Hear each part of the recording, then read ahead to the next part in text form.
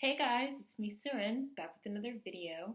Today is day 23 of Hidden Figures, and today's hidden figure is Ann Lowe, a designer and couturier who designed several high-profile gowns, including the one worn by Jackie Kennedy when she married future President John F. Kennedy.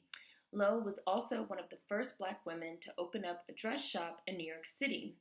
Lowe was born in 1898 in Clayton, Alabama, the great-granddaughter of a slave woman, and her interest in fashion, sewing, and designing came from her mother, Anne, and her grandmother, Georgia. Both Anne and Georgia worked as seamstresses for members of high society of Montgomery, Alabama. Lowe's mother died unexpectedly when she was 16 years old. At the time of her death, she had been working on 4 ball gowns for the First Lady of Alabama, Elizabeth Kirkman O'Neill. Using the skills she learned from her mother and grandmother, Lowe finished the dresses herself despite the fact that she was just a teenager. In 1912, she married Lee Cohen and had a son, Arthur Lee, but the marriage did not work as her husband wanted her to give up working as a seamstress and, in her own words, be a real wife and not one who jumped up all hours to design sketches. Lowe left him, and in 1917, she and her son moved to New York City, where she enrolled at S.T. Taylor Design School. As the school was segregated, Lowe was required to attend classes in a room alone. She graduated in 1919 and then moved to Tampa, Florida. The following year, she opened her first dress salon in 1920, naming it Annie Cohen. Annie Cohen was an instant success, catering to high members of society with one-of-a-kind couture dresses and enabling Lowe to save $20,000 in earnings. And I looked that up. $20,000 in 1920 is the equivalent to about $257,000 today in 2020. In 1928, Lowe returned to New York City and worked on commission for stores such as Henri Bendel, Neiman Marcus, and Saks Fifth Avenue. In 1946, she designed the dress that actress Olivia de Havilland wore to accept the Academy Award for Best Actress for the film To Each His Own. However, since she worked as a consultant for stores, her name was not on her creations, and in 1950, Lowe quit doing store commissions and opened a second salon, Ann Lowe's Gowns, in New York City on Lexington Avenue.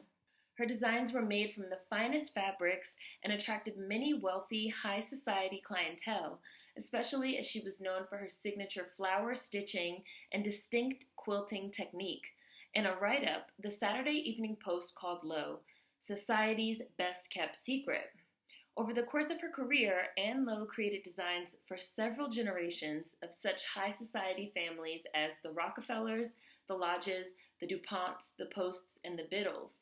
In 1953, she was hired to design a wedding dress for the future First Lady Jacqueline Bouvier, along with the bridesmaids' dresses for her September wedding to then-Senator John F. Kennedy. Lowe was handpicked for the job by Janet, I believe you pronounce this Auchincloss, the mother of Jacqueline Bouvier, Jackie Kennedy, who had previously commissioned Lowe to design her own wedding dress worn in 1942. The wedding dress that Lowe designed for Jackie Kennedy consisted of 50 yards of ivory silk taffeta with interwoven bands of tucking forming the bodice and similar tucking in large circular designs swept around the full skirt. The dress cost $500, approximately $5,000 today, and was described in detail in the New York Times' coverage of the wedding. While the Bouvier-Kennedy wedding was a highly publicized event, Lowe still did not receive public credit for her work. Despite the high quality of her gowns, Lowe often found herself not making a profit in New York after paying her workers, paying for materials, and paying for shop rent.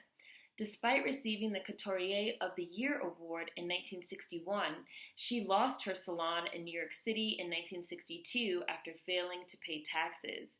That same year, her right eye was removed due to glaucoma. Soon after, she developed a cataract in her left eye as well. Luckily, her left eye was saved after surgery, and after recuperating, she was able to open a new store, Ann Lowe Originals, on Madison Avenue in 1968. She retired in 1972, and in the last few years of her life, she lived in Queens. Ann Lowe died on February 25, 1981, at the age of 83. A collection of 5 of Ann Lowe's designs are held on display at the Costume Institute at the Metropolitan Museum of Art. 3 are on display at the Smithsonian Institution's National Museum of African American History and Culture in Washington, D.C., and several others were included in an exhibition on Black fashion at the museum at the Fashion Institute of Technology in Manhattan in December 2016. A children's book, Fancy Party Gowns, The Story of Ann Lowe, was published in 2017. And that's Ann Lowe, a hidden figure. We're winding down, only a few more left. Hopefully you guys enjoyed this one. There will be links and information in the description box. Food for thought as always. See you guys next time. Peace.